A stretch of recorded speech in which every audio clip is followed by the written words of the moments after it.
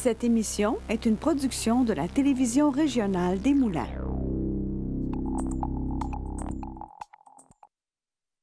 Aujourd'hui, au bulletin, près de 52 millions investis en infrastructures pour la ville de Repentigny au courant de la saison estivale. L'École Vision de Terrebonne, finaliste pour un projet d'entrepreneuriat étudiant. Et un projet de 38 logements adaptés à Joliette menacé face à l'inaction du gouvernement. Je suis Charles Lantier et bienvenue à votre bulletin d'actualité régionale.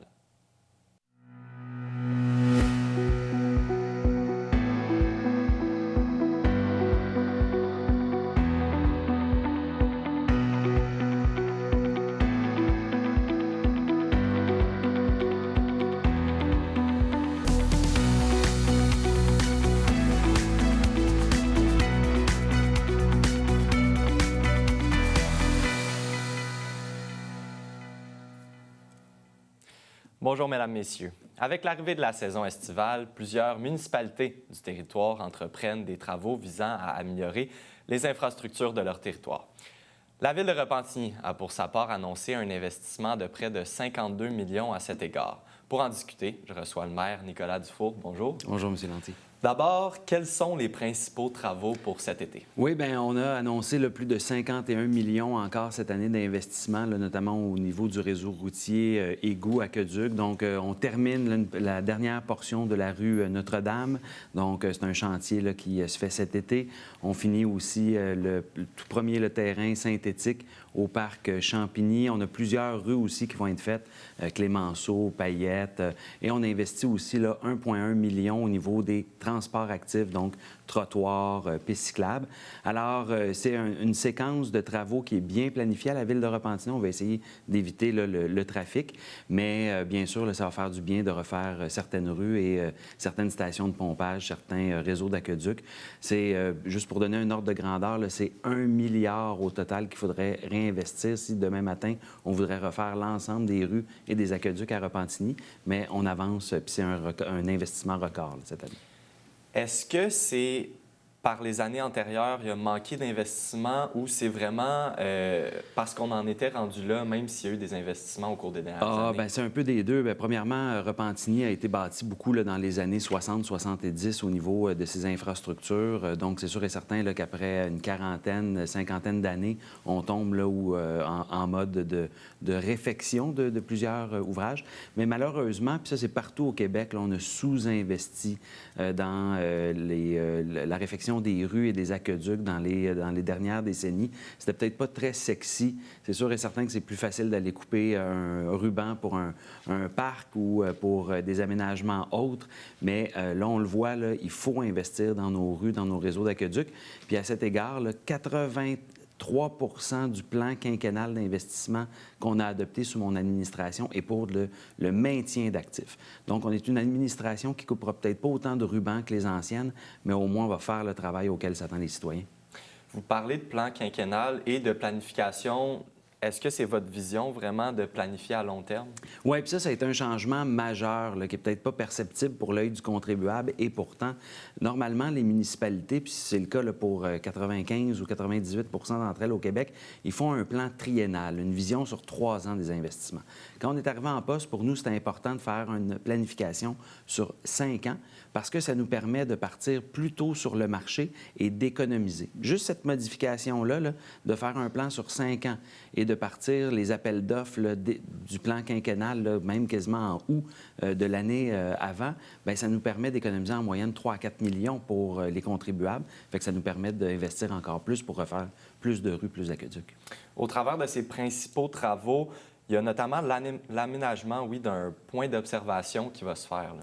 Oui, le long de la rivière l'Assomption, donc au coin du boulevard l'Assomption et de la rue de la Rivière. C'était important pour nous, c'était un engagement fort qu'on avait pris de redonner accès pour que les citoyens aient encore accès à la rivière l'Assomption et au fleuve Saint-Laurent. Donc, il y a une belle annonce qui s'en vient bientôt pour le fleuve, mais pour la rivière, déjà, on va avoir un magnifique belvédère, un point d'observation. Donc, c'est à la droite ligne des engagements qu'on avait pris auprès de la population. J'aimerais qu'on parle de la programmation estivale aussi. Vous l'avez annoncé, là, il y a beaucoup de trucs qui s'en viennent à Repentigny. Ah oui, bien, on a la boîte à musique des jardins là, qui revient encore autant au parvis de l'espace culturel qu'au parc Jean-Claude Crevier. On va avoir une fantastique fête nationale le 24 juin. On a aussi l'Oktoberfest qui revient. On a aussi le Lumifest. Avant, c'était le Lumifest qui devient le Rose Gazon, donc notre festival art, son et lumière qui va avoir lieu là, au début du mois de août. Donc, ça va être on parle de plus de 200 activités tout au long de l'été à Repentigny. Donc, tout le monde aura quelque chose à faire à Repentigny. J'imagine qu'on invite les gens à aller voir la programmation sur le site Internet de la Ville. Exactement, c'est la meilleure place pour trouver les informations. Parfait. Il nous reste une trentaine de secondes. Votre parti Avenir Repentigny, on le sent, là, les élections approchent là, au mois de novembre. Des candidats qui reviennent, des nouveaux candidats aussi. Là. Oui, on a annoncé là, dernièrement Benoît Delisle qui va remplacer Jacques Prescott. Benoît Delisle a été 2 fois président de la Chambre de commerce dans la MRC de l'Assomption. Il a été président pendant des années des internationaux de tennis junior de Repentigny. Donc, un gars de la place très connu à Repentigny qui va nous amener une belle vision au niveau du développement économique. On a annoncé aussi Alexis Delage, qui travaille pour une des plus grosses compagnies là, de la MRC de l'Assomption, un gars de communication, mais surtout un père de famille qui est implanté dans le district du Boisé depuis toute sa vie. Alors, on a des bonnes candidatures qui montrent qu'on est encore un parti de changement, mais on a aussi des piliers solides qui reviennent. Merci beaucoup, M. Dufour. Bien apprécié de votre passage en studio aujourd'hui. Merci.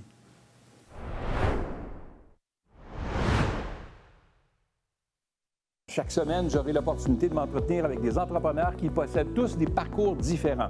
On découvrira ensemble les diverses facettes de leur personnalité, leur motivation, les défis et bien sûr la passion qu'ils ont pour l'entrepreneuriat. J'ai décidé de lancer ma propre marque qui s'appelle Treasure Kids. Toutes mes mauvaises décisions m'ont enseigné quelque chose de fondamental pour m'aider à devenir un meilleur entrepreneur.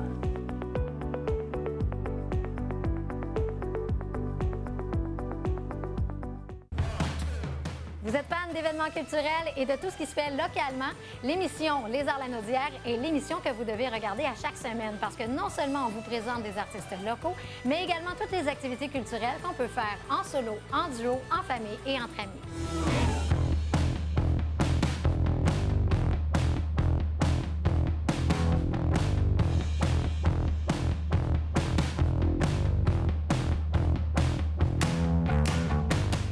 Vue d'ici, tout est dans tout.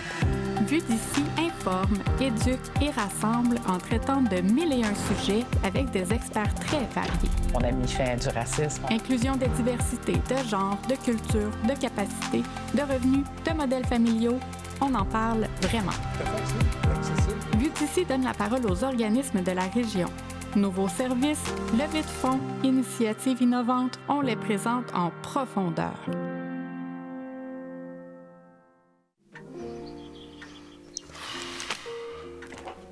Bon dimanche tout le monde et bienvenue à votre rendez-vous dominical, votre télé bingo. Bingo!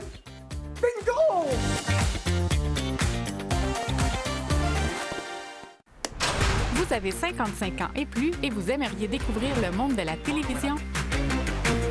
Venez nous rencontrer le 2 juin à Terrebonne lors d'une soirée d'information. Inscrivez-vous par courriel au tvrm@tvrm.ca.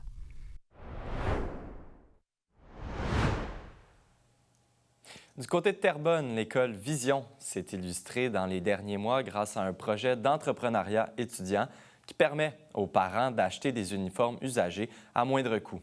Ce projet a même permis une nomination à titre de finaliste au Gala des prix de l'innovation en éducation des établissements en enseignement privé.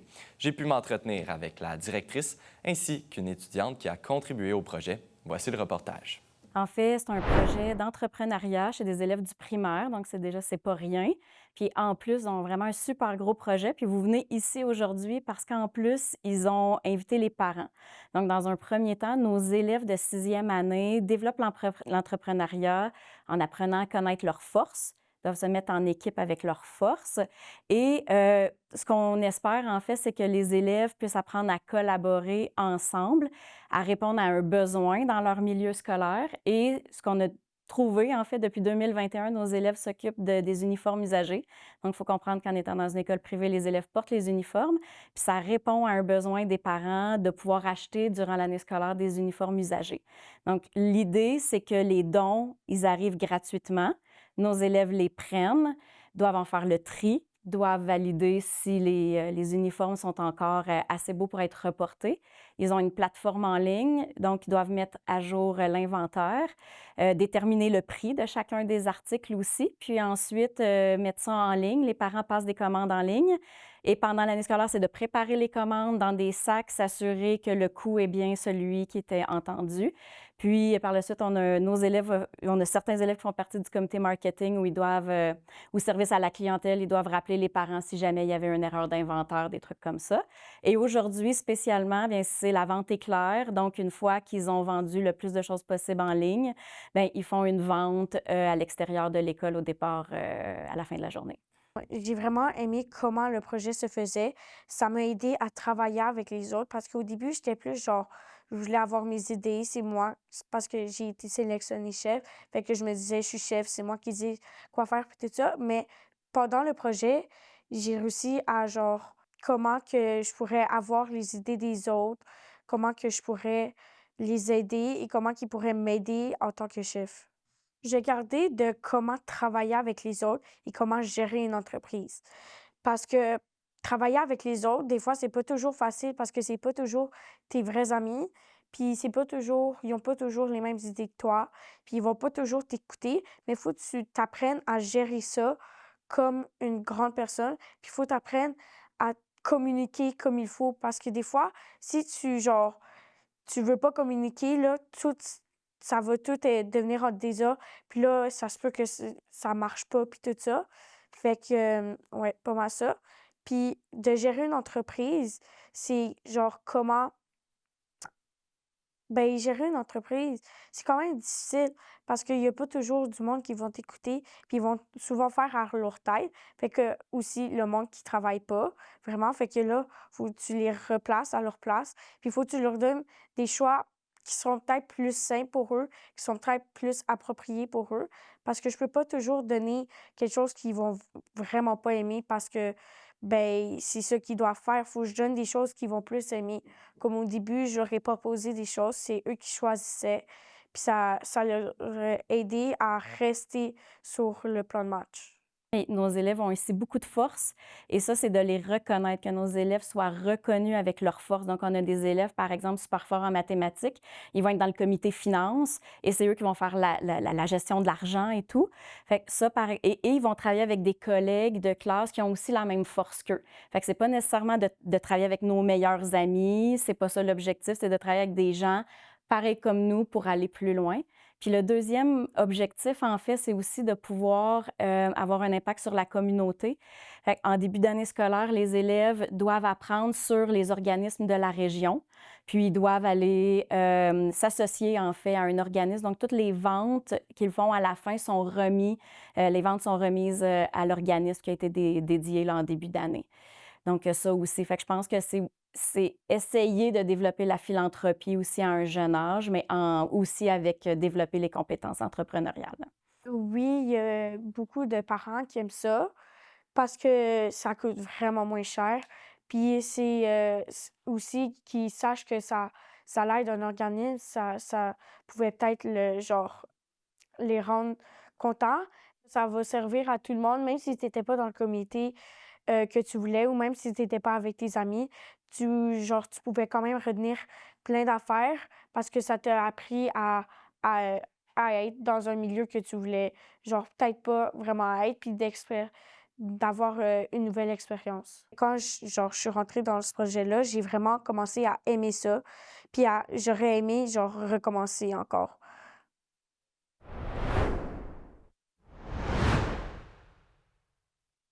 Bonjour, je m'appelle Megan.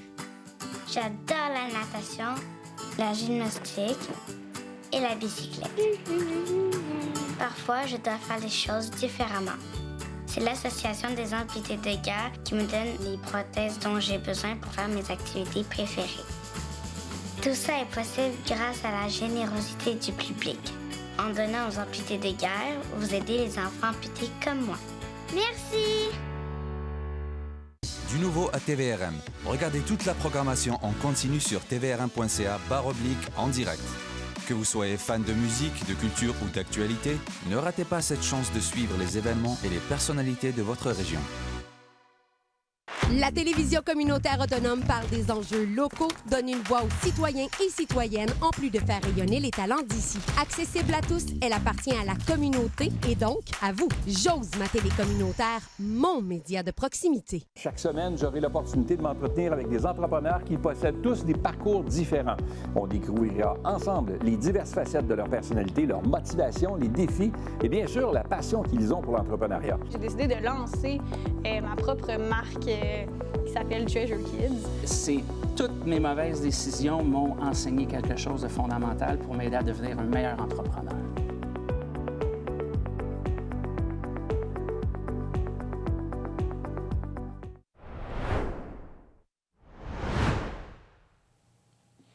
Le collectif Amélie Fristel travaille depuis plusieurs années à mener à terme un projet qui vise à créer un lieu d'hébergement et d'entraide qui répond aux besoins d'une vaste clientèle. Toutefois, le collectif tarde à recevoir le financement de la Société de l'habitation du Québec. Pour en parler, je reçois Michel Coutu, porte-parole du collectif. Bonjour à vous. Bonjour. D'abord, parlez-moi en quoi consiste ce projet. Le projet, c'est en 2016, la communauté des Sœurs 5 heures devait se départir d'un de ses bâtiments et dans la continuité de leur mission, ils souhaitaient que ce soit des organismes communautaires qui puissent continuer un peu à récupérer la bâtisse.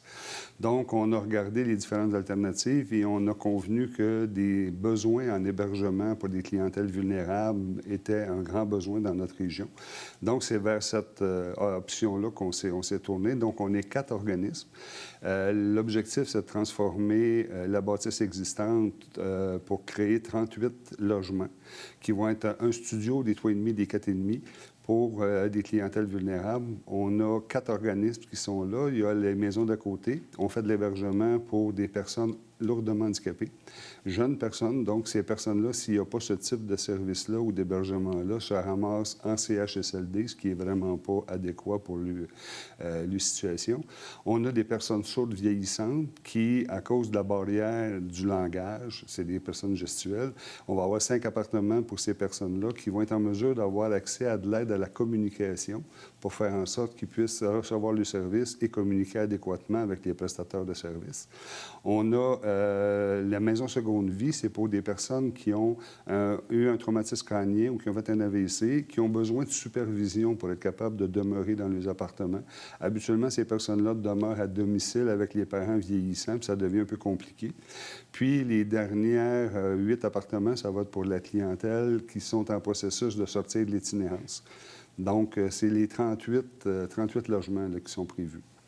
Et donc, dans tout ça, il y a vraiment un processus où vous devez recevoir, vous avez besoin d'un financement, en fait, de la part du gouvernement. On a 2 types de financement pour ce type de projet-là. On a un premier budget qui est nécessaire pour la transformation, parce qu'il faut acquérir la bâtisse et la transformer, parce qu'actuellement, c'est plus des chambres qui étaient... Là, on doit les convertir en appartements.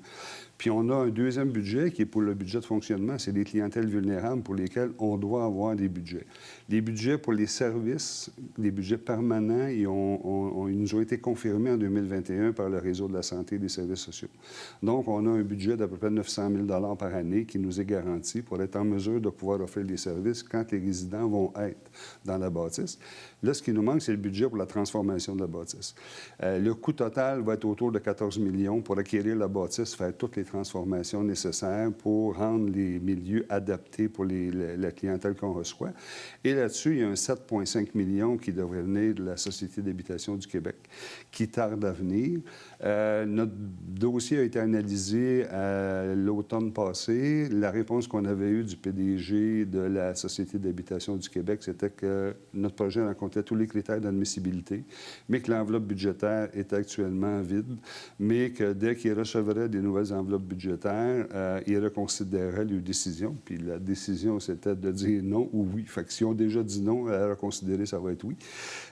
Mais on tarde toujours parce que là, les budgets ont été annoncés en avril, puis on n'a toujours pas de réponse ou de suivi de la part de la Société d'habitation du Québec.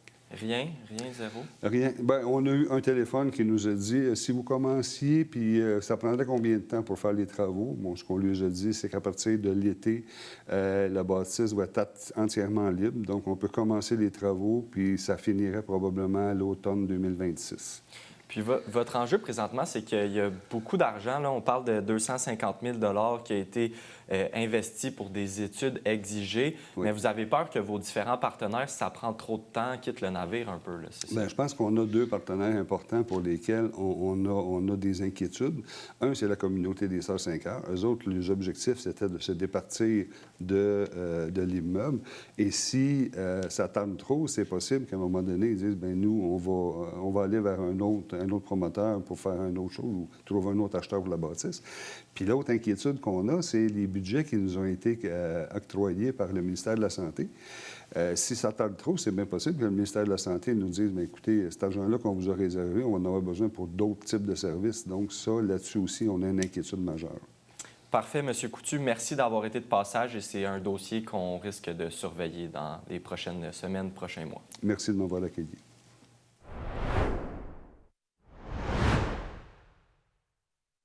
À Vue d'ici, tout est dans tout. Vue d'ici informe, éduque et rassemble en traitant de 1001 sujets avec des experts très variés. On a mis fin du racisme. Inclusion des diversités de genre, de culture, de capacité, de revenus, de modèles familiaux. On en parle vraiment. Vue d'ici donne la parole aux organismes de la région. Nouveaux services, levée de fonds, initiatives innovantes, on les présente en profondeur. Rendez-vous sur le site de tvrm.ca. Consultez votre programmation, vos émissions et l'actualité dans l'Anaudière. Si vous désirez revoir ou si vous avez manqué un épisode, n'ayez crainte, toutes vos émissions se retrouvent sur votre site Internet. Devenez membre de TVRM, c'est contribuer au développement de sa mission et de sa communauté.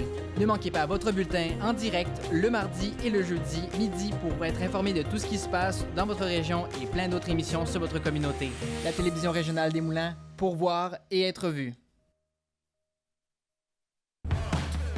Vous êtes fan d'événements culturels et de tout ce qui se fait localement, l'émission Les Arts Lanaudière est l'émission que vous devez regarder à chaque semaine parce que non seulement on vous présente des artistes locaux, mais également toutes les activités culturelles qu'on peut faire en solo, en duo, en famille et entre amis.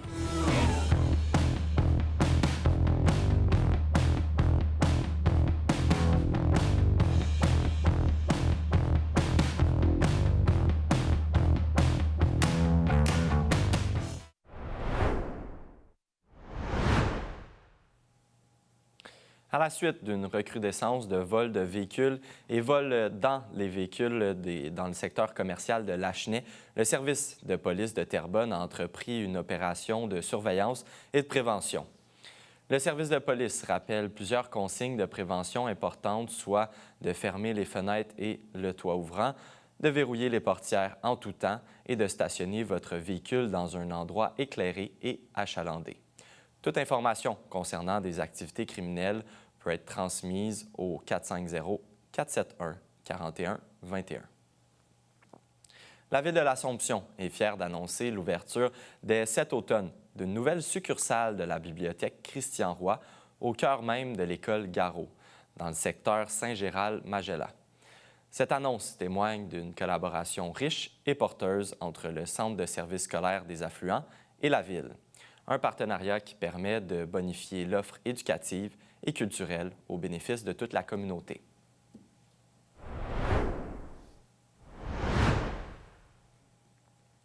C'est lundi dernier qu'a eu lieu le dévoilement de la programmation de Cultura Expo Rive-Nord de l'Assomption.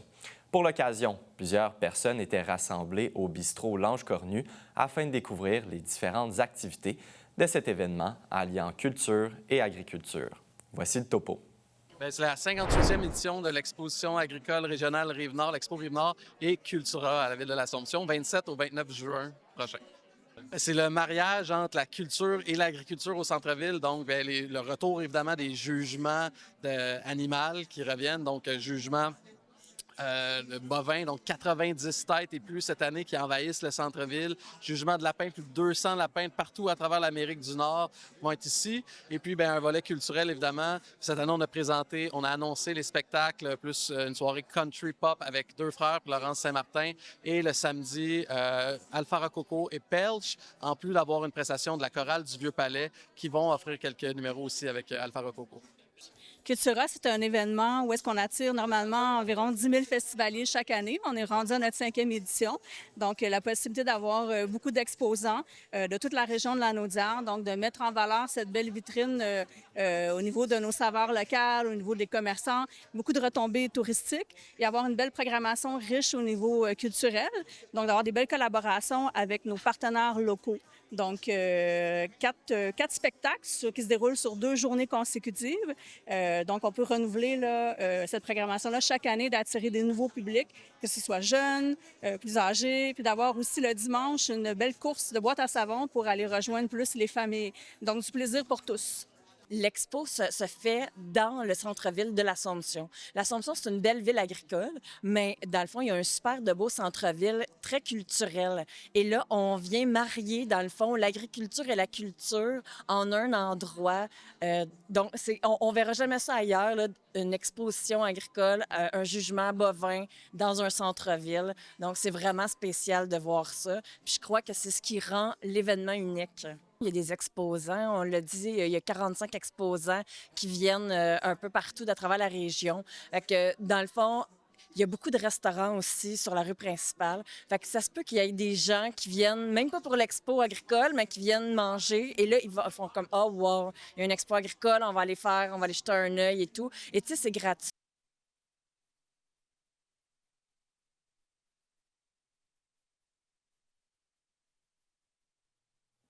Je crois que c'est comme c'est un vrai bonus pour tout le monde, là.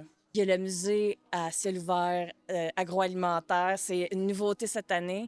Puis c'est ça, je voulais vraiment qu'on retourne à la base. C'est quoi les expos agricoles? Pourquoi ça existe? C'est quoi l'histoire de l'agriculture ici à l'Assomption? Des histoires des fermes et tout. Il va y avoir un musée aussi de la sériculture. Donc, tous des trucs intéressants qu'on peut apprendre tout en étant à l'extérieur. Fait qu'on se croise les doigts que Dame Nature soit de notre côté.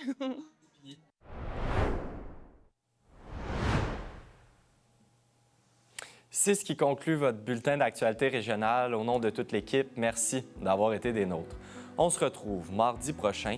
D'ici là, vous pouvez consulter le site Internet de TVRM ou encore notre chaîne YouTube afin de voir ou revoir nos émissions. Restez à l'antenne puisque c'est Fibre qui suit, animé par Pierre Berthiaume. À bientôt.